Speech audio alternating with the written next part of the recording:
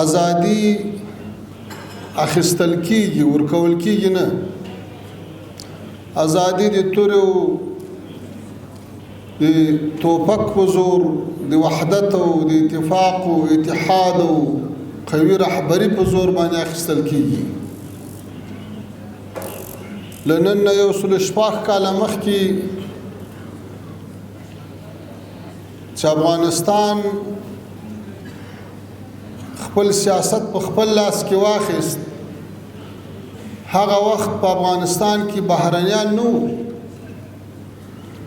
دلته افغانان حکیم وو، خو ولې سیاسي تعلقات او خارجي سیاست یې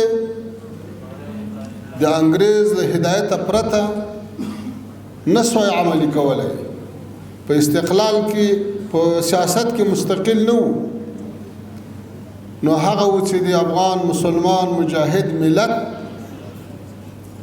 د میړانې په برکت باندې هغه استقلال هم خپل کو. ورونو د استقلال اخیستل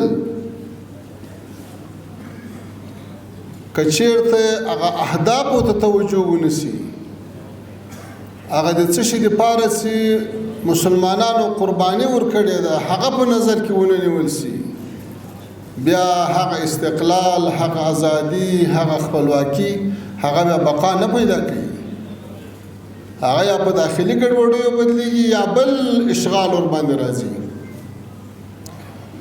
موږ تاسو ولیدل په 1919 کې چې کله د شاه امان الله خان په دوره کې استقلال ترلاسه شو، متاسفانه د لس کاله په اوږدو کې تر 1919 پورې د وخت حکمران د افغان مسلمان ملت ارزوګانې په نظر کې ونه نیولې.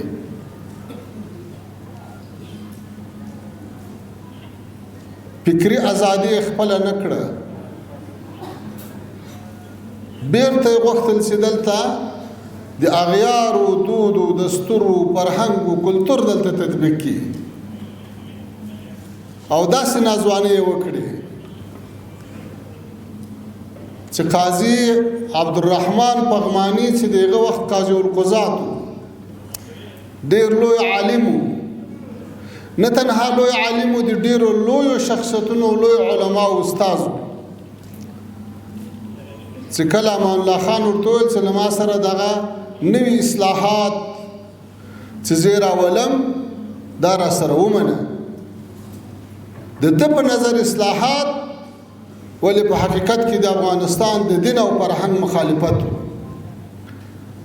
قاضي عبدالرحمن له دې نه انکار وکړو. هغه قاضي عبدالرحمن او د هغه زامن او د هغه ملګري علما اعدام کړو. نو بیا نتیجه څه شوه؟ بیا امان الله خان څه شو؟ بیا په افغانستان کې د شپې د تېرېدلو ځای نه و. له کابله غزني ته ولاړ، هلته یې نوک تکیه نوکو، کندهار ته ولاړ، هلته تکیه نسو، چمن ته ولاړ، هلته تکیه نسو، له هغه ځایه پسې ولاړ ایټالیا ته. په ایټالیا کې نو بیا له ځان سره زړل چې کاش کې په خپل هېواد کې جوالي وای، خو چې په خپل هېواد کې وای. ګورئ د انقلاب له ارزښتونو سره چې وفا ونه سي، بیا نتیجه دغه ده، بیا د ابد دپاره افغانستان ته په ځوان رانغی. بیا موږ تاسې ولیدل د پخواني شوروي اتحاد په مقابل کې د هغه لوی ځواک په مقابل کې چې کله افغان ملت ودرېدو، د مجاهدینو د رهبرانو تر شا کلک ودرېدل، کلکه مبارزه یې وکړه، 1.5 میلیون شهیدان یې ورکړو، بیا یې ازادي ترلاسه کړه. شوروي اتحاد یې دړې وړې کړو. په افغانستان کې یوه بله امپراتوري دفن کړه، خو چې بیا د جهاد رهبرانو هغه د جهاد اهدافو ته توجه ونه کړه، هغه د مجاهد ملت ارمانونه په نظر کې ونه نیول، اتفاق او اتحاد یې ونه ساتو. افغانستان په ملک الطوایفي بدل شو، د قدرت جزیرې رامخته شوې، د مجاهد نوم ټوپک سالار شو، ټوپکمار سو، ټوپکی سو، غلاوې شروع شوې، قتلونه شروع شو. یوازې په کابل کې 80,000 کسان په شهادت ورسېدل. افغانستان چور سو، کنډواله سو. نتیجه یې څه شوه؟ دوی له کوم سرنوشت سره مخامخ سو او ګټلی انقلاب یې له کوم سرنوشت سره مخامخ سو. دا خو د موږ تاسې د سترګو لیدلی حالت ده او دغسې که د تاریخ په اوږدو کې پسې ځو ډېر مثالونه به ولرو. نو له دې نه زده کړه پکار ده چې موږ تاسې څنګه خپلو اهدافو ته ژمن پاتې سو، څنګه د خپل ولس ارزوګانې او ارمانونه په نظر کې ونیسو، څنګه هغه ځوانان، هغه شهدا، هغه تنکي ځوانان چې 4-5 ورونه به یو په بل پسې سنګر ته تلو او شهیدانېدل به، څنګه د هغو له ارمانونو سره لوبې ونیسي. که خدای مکړه موږ د بهرانیانو تر دومره فشار لاندې راځو چې تر خپل اهداف ورته تیریږو، یا په داخل کې د داسې چا فرمایشات منو چې هغه له دین او له اسلام سره په ټکر کې وي، بیا به انجام د امان الله خان او د رهبرانو په شان وي. موږ باید خپل سیاست مستقل وساتو، خپل پالیسی مستقله وساتو، خپل ملت په ځان راټول کو او خپل امنیتي ځواکونه مضبوط کو، په پښو یې ودرو، تجهیز یې کو، اکمال یې کو، ویروزو، بیا به د انقلاب ساتنه کېږي. ورونو خو لله الحمد چې اوسنی انقلاب چې 4 کاله مخته راغی ډېرې ځانګړتیاوې لري، ډېرې د خوشحالۍ خبرې لري. په 11 ورځو کې په 400 ولایتو 400 ولسوالیو کې تغییر راځي، نه یو ځای چور سو، نه یو څه تاوان ورسېدو، نه بې ځای وینې توی سوې. دا ډېره لویه کامیابي ده چې خدای تعالی موږ تاسو ته په برخه کړه. او هغه مجاهدین، هغه قهرمانان چې 20 کاله په غرونو او په سنګرونو کې تیر کو په لوږه او په تنده، نن بیا هم هغه مجاهد ده. د تا سرحدات هم دی ساتي، د تا پوستې هم دی ساتي، د تا چک پوینټونه هم دی ساتي، په تا باندې پیرم دی کوي، ګزمن دی در باندې کوي. نن یې باید ما او تا ډېر قدر وکړو. نن هم هغه لمر و ګرمۍ و یخ ته شپې تېروي، نن هم په ډېره کمه تنخوا او په کمو امکاناتو باندې د دې وطن دفاع ته ولاړ ده. او بیا د تا موټر سي ودرئ، بیا درته وایي خفه نه سي، وبکه خفه نه سي. که د دې ستړي مجاهد قدر چا ونه کړو، الله تعالی به په دنیا او آخرت ذلیله کوي، که بشر ده که کسر ده. دا خو څه وړه خبره نه ده.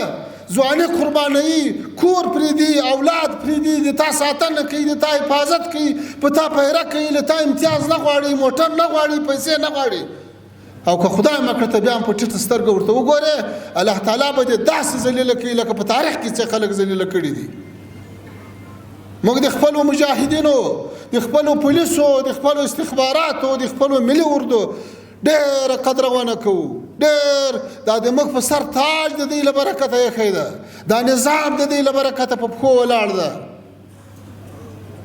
ما ته ډېر زور راکړي چې کله کله د دوی په یو واړه حرکت باندې څوک رشخند وایي، څوک خبرې پسې کوي. او د خدای ظالمه له اشغاله اخلاص کړي، ناموس یې درته وساتو، ملت یې درته خپل کو، ازادي یې درته راوړه، اسلام یې ژوندی کو، د رسول الله صلی الله علیه وسلم سنت یې را ژوندي کړو. او نن هم په ټوله دنیا کې سرشار یې، په خپلو پښو ولاړ یې، د چا له تاثیر خلاص یې.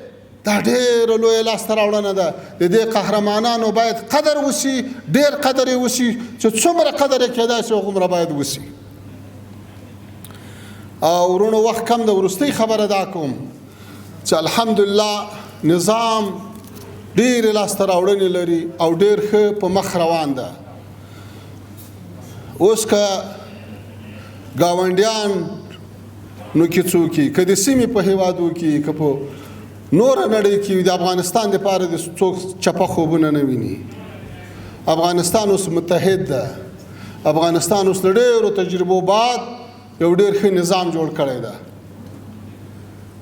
داسې یو ځای بل ځای غونډې کوي او د مخ خواته کاڼې راولي هغوی ته به د عبدالرحمن بابا همدا بیتونه کاپي وایي ته چې بل په غشو ولې هسې پوسه چې همدغه شی به ستا په لور ګزار شي کوهی مه کینه د بل سړي په لار کې چیرې ستا به د کوهي په غاړه لار سي